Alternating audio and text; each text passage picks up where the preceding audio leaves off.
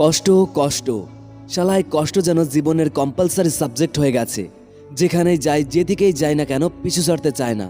মনে হয় যেন পুরো পৃথিবীটাই দুঃখের সাগর, আর তার মাঝখানে আমাকে ফেলে দেওয়া হয়েছে। হাবুডুবু খেয়েই যাচ্ছি, কিন্তু কোনো কুল কিনারা পাচ্ছি না। ভাবি এটা করার পর মনে হয় দুঃখ কষ্ট আর থাকবে না। শালা তাও আমার পিছু ছাড়ে না, কোনো না কোনো উপায়ে ঠিক চলেই আসে।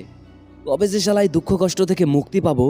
আমার বন্ধু বান্ধব, আমার রিলেটিভ, আমার আশেপাশের লোকজন সবাই কত আনন্দে আছে, কত সুখে আছে। তাদের তো তেমন কষ্ট দুঃখ নেই। যত কষ্ট দুঃখ যেন ভগবান আমাকে দিয়েই পাঠিয়েছে। না, অনেক হয়েছে, কিন্তু আর না। আমি আমার মুক্তির পথ বেছে নিয়েছি। হয় বাড়ি থেকে চলে যাব, নয়তো আত্মহত্যা করব। মুক্তি পাবো স্বার্থপর দুনিয়া থেকে, শেষ করে দেব নিজেকে, নিজের জীবনকে। আব্বে, তুই তো একটা মেন্টাল রে। জীবনের অর্থ বুঝিস? জানিস জীবন মানে কি? তুই কি ভাবিস কষ্ট তোর জীবনে একার আছে, আর 800 কোটি মানুষকে খুব সুখে আছে? তুই মাঝে মাঝে বলিস না কষ্ট তোর কম্পালসারি সাবজেক্ট।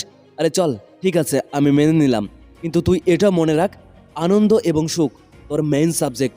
শুধু তুই পড়তে পারিস না বলে তোর কঠিন লাগে।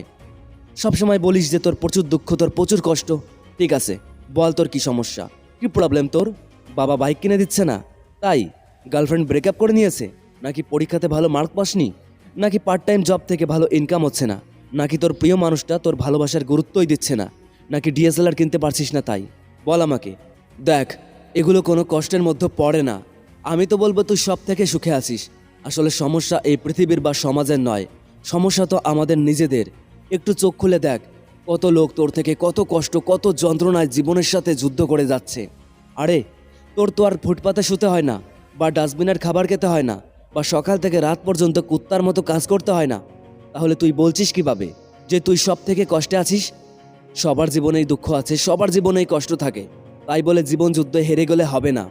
বিধাতা কাউকে দুর্ভাগ্য দিয়ে পাঠায় না, দুর্ভাগ্যের কারণ আমরা নিজেরাই। আজ যে কারণে তুই কষ্ট পাচ্ছিস, আগে সেই কারণটাকে খুঁজে বের কর। তারপরে প্ল্যানিং তৈরি কর যে কিভাবে রিয়াক্ট করলে সেই দুঃখ কষ্ট থেকে মুক্তি পাওয়া যাবে। আর ছোট ছোট কারণগুলোকে এত বড় করে দেখিস না। এই সুন্দর জীবনটাকে একটু উপভোগ করতে শেখ। আর তুই বললি না যে আত্মহত্যা করবি? আরে আমি তো খুঁজেই পেলাম না যে তুই কি কারণে আত্মহত্যা করবি। ভাই, যাদের মাথা খারাপ, যারা পাগল, যারা ভীতু, তারা এসব ধরনের কথা বলে। তুই নিশ্চয়ই পাগল বা ভীতু না। তাহলে কেন ভাই? মেরুদণ্ড সোজা কর আর উঠে দাঁড়া। হাটের মুঠি শক্ত করে নেমে পড় জীবন যুদ্ধে।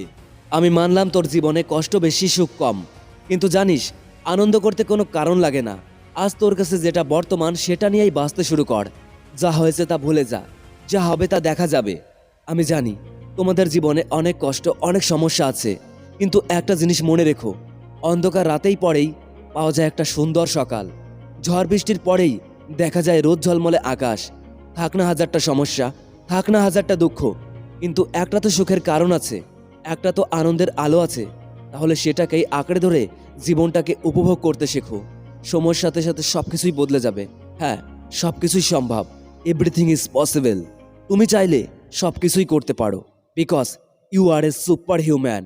স্বপ্নের ফ্লাইটের পক্ষ থেকে আমি কুমার, আর আমার পুরোপুরি বিশ্বাস আছে যে তোমার জীবনে খুব শীঘ্রই আনন্দের ঝড় বয়ে যাবে। ভিডিওটি শেয়ার করো তাদের সাথে যারা অনেক কষ্টে আছে, অনেক ডিপ্রেশনে ভুগছে। কে জানে, হয়তো এই ভিডিওটি তাদের জীবন পুরোপুরি বদলে দিতে পারে। এবং একটি লাইক ও একটি কমেন্টের সাথে স্বপ্নের ফ্লাইট চ্যানেলটিকে সাবস্ক্রাইব করতে ভুলবেন না।